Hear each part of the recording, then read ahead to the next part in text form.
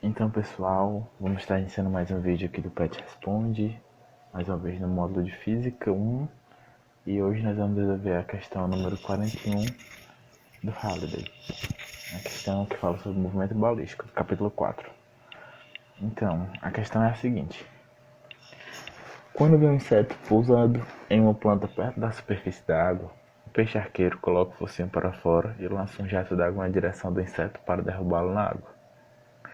Embora o peixe veja o inseto na extremidade de um segmento de reta de comprimento D, que faz um ângulo φ com a superfície da água, o jato deve ser lançado com um ângulo diferente, θ, para que o jato atinja o inseto depois de escrever uma trajetória parabólica. Se φ igual a 36 graus, D igual a 0,9 metros, qual deve ser o valor de θ para que o jato esteja no ponto mais alto da trajetória quando atinge o inseto? Pronto, essa questão ela é uma questão mais literal. Ela é mais manipulação de fórmulas. E muita gente tem dificuldade com esse tipo de questão e por isso eu escolhi ela. Vou mostrar que ela é bem fácil. Ela é bem simples, é só nós percebemos como é que as coisas funcionam. Então, de início, nós vemos o seguinte. Essa é a visão do peixe arqueiro, de onde ele vê o inseto e o segmento de reta que liga o focinho do peixe arqueiro até o inseto. E esse é o movimento que o jato de água tem que fazer para atingir o inseto, acertando o inseto no ponto mais alto da parábola. Isso deve ser lembrado porque vai ser muito importante para a gente depois. E o ângulo que o jato de água faz com a superfície da água é esse ângulo θ, que é o ângulo que a gente vai estar procurando. Então, o que acontece? A gente vai se basear praticamente em duas coisas: função horária da posição no movimento retilíneo uniforme e no movimento retilíneo uniformemente variado.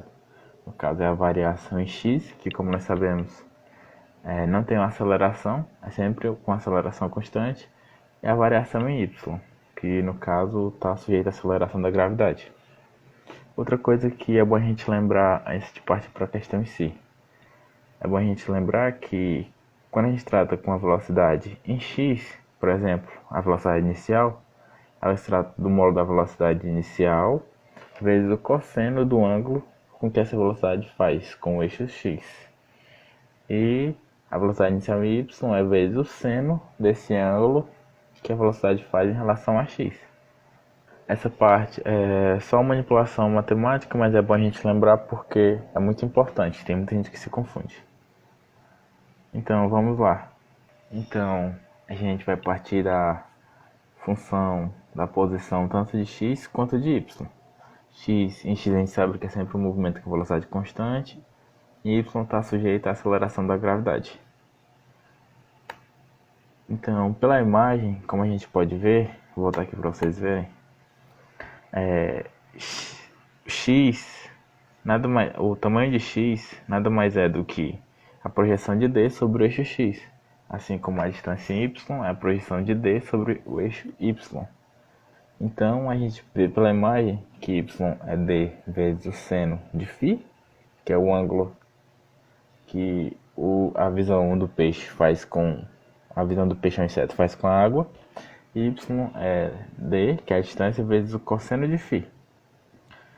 Então, substituindo essas relações que a gente tirou da imagem nas equações acima, a gente encontra o seguinte: d vezes o cosseno de φ é a posição e d vezes o seno de φ é a posição em y. Outra coisa que é bom a gente lembrar é que a partir da função horária da velocidade, como a gente falou mais cedo, o inseto vai ser atingido no ponto mais alto da trajetória. E uma característica do movimento balístico no ponto mais alto da trajetória é que a velocidade lá é zero. Ou seja, se a velocidade é zero, a gente vai ter que o tempo nada mais é do que a velocidade inicial em y sobre a gravidade. Guardem esse tempo porque ele vai ser muito importante mais na frente. Então, a gente tomando as posições iniciais igual a zero e dividindo a posição em y pela posição em x, a gente vai encontrar a seguinte equação: d vezes o seno de φ sobre d vezes o cosseno de φ é a posição em y sobre a posição em x. Então, o que que a gente vai fazer? Esse segundo termo, a gente vai separar ele em dois e a gente vai fazer as divisões no primeiro termo. Então a gente vai cortar os d's no primeiro termo e a gente vai ter seno de φ sobre cosseno de φ, que posteriormente a gente vai ter uma tangente de φ. E a gente vai ter v0y sobre t sobre v0x sobre t menos o gt sobre 2 sobre o v0x. A gente vê que no segundo termo, do lado direito da equação, sobrou um t. Esse t não foi cancelado. E nesse t a gente vai substituir o t que a gente encontrou mais cedo, que é esse t da equação 5.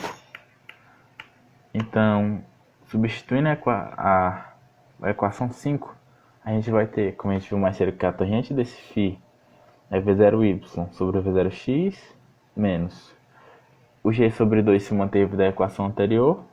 A gente substituiu o t, que é v0y sobre g, e a gente repetiu a equação e multiplicou pelo inverso da segunda, ou seja, a gente multiplicou por 1 sobre o v0x, que era o que estava sendo dividido. Então, o que aconteceu? O g foi cancelado com g, e a gente obteve que a tangente de φ é v0y sobre v0x menos 1 meio de v0y sobre v0x. E isso vai dar 1 meio de v0y sobre v0x. Como a gente viu mais cedo, o v0y é v0 vezes o seno de θ. E o v0x é v0 vezes o cosseno de θ. Então, esses dois v0 se cancelam. E seno sobre cosseno, como a gente viu mais cedo, vai ser tangente. Então, a gente vê que a tangente de φ é igual a 1 meio da tangente de θ. Então, a gente isolando o θ, a gente vai ter que o θ nada mais é que o arco, cuja tangente é 2 vezes a tangente de φ. Então, a gente vai ver que como φ é 36, esse θ ele vai ser aproximadamente 55,46. E uma coisa interessante é que a questão deu a informação que ela não é necessária. Ou seja, a gente poderia tentar procurar um meio mais fácil utilizando aquela informação, só que ela não era necessária. Geometricamente, ela não era necessária porque ela não ia influenciar no ângulo. Então era isso que eu queria trazer hoje para vocês. Se tiverem alguma dúvida, podem comentar aí embaixo que a gente vai estar respondendo. E obrigado por assistir até aqui.